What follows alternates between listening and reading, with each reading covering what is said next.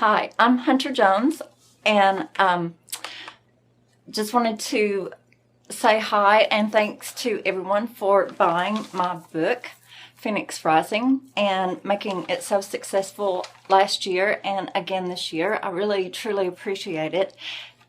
Wanted to touch base with you today and answer a few questions that have been sent in, just to talk a little about Anne Boleyn and my interest in Tudor England and what led to it and why I wrote Phoenix Rising. So here we go.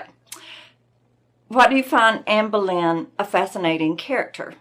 And I really don't know how to answer that. I've just always been fascinated with Tudor England since I first was given a book on Mary, Queen of Scots when I was 12 years old. So I guess the thing about Anne is there's so much we don't know about her, and there's always something about someone where there's unknown elements that you fill in the blanks yourself. And I guess for a lot of females, she wasn't considered beautiful, so we can identify with that.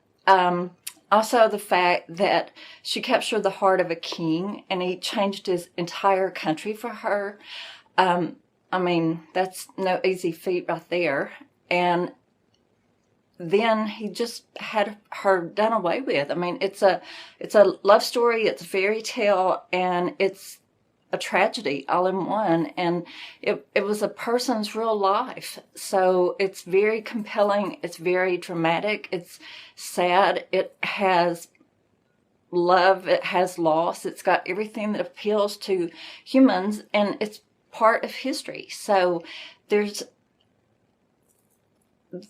everything to love about the story, and I guess that's why I like it. So I need to shut up so I can answer the rest of these questions. Next question. When you were researching Phoenix Rising, where did you start your research? Well, this one is a little bit easier because my actual career has been in pharmaceuticals. So I wanted to find out more about medicine in Tudor England. So the more I found out about medicine, the more I found out that it mixed in with what we would consider magic. There was a lot of just potions and what we would consider spells now, and just different elements like that would work in. And even if you went to Oxford or Cambridge, you would study astrology. Let's say if you came in and you were sick, what they would do is cast an astrology chart on the first day you noticed you had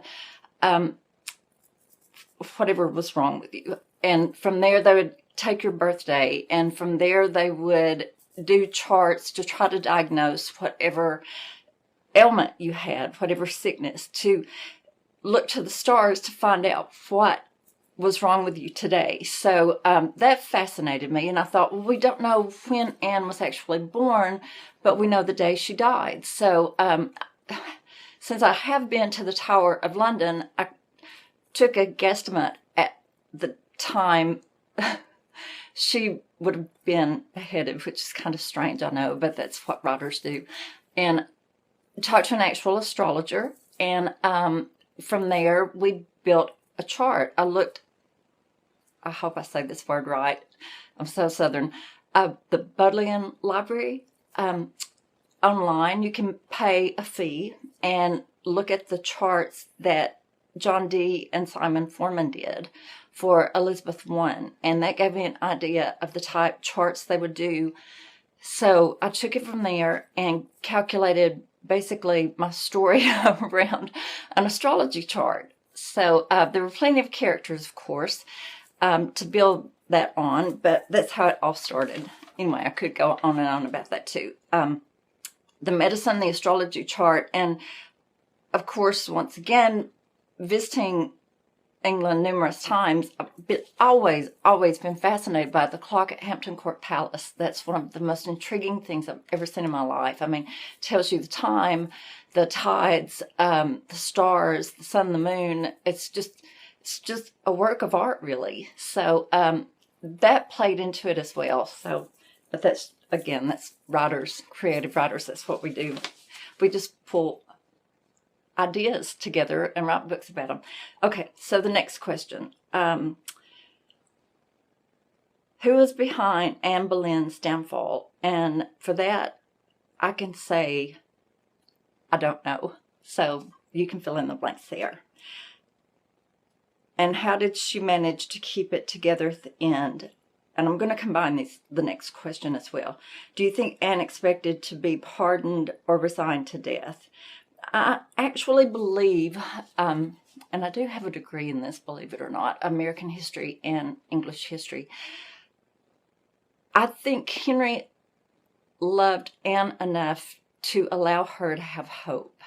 And just from documents I've seen, I feel like he allowed her to think that she was going to be pardoned and taken to the continent at the end, to give her hope, because he really didn't want her to think that she was actually going to be executed.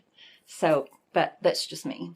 And that's my answer to that question. How did she keep it together? There are actual documented cases of people slipping herbal potions into wines for people to drink before they were to be executed. I did find documentation of that. And there again, I think Henry allowed Kingston to put herbs into Anne's wine. And to me, that explains her going from the mania she experienced to a more normal range of emotions, if you want to call normal, how you would act before you were about to be executed. But they had numbing herbs they would use that would work to kind of like the, I don't know the drug class today, but a lot of people take them before they fly. If you get nervous or something, it's the same herbs that are used to calm people down. Sedatives, we'll call them, for lack of a better term right now. Okay, so why do you think so many people still love Anne, even 480 years after her death? Again, I feel that Anne Boleyn captured the heart of a king. Even though she wasn't known to be beautiful, she was able to use her abilities beyond what was known at that time, and someone very powerful fell in love with her, and her legacy, once again, we can fill in the blanks. Her daughter actually was her greatest legacy, but for Anne herself, I think we can love her enough to give her a happy ending where Henry didn't allow her to have one. So I think that's why she still appeals to us. So thanks very much for stopping by, and have a great day. Bye.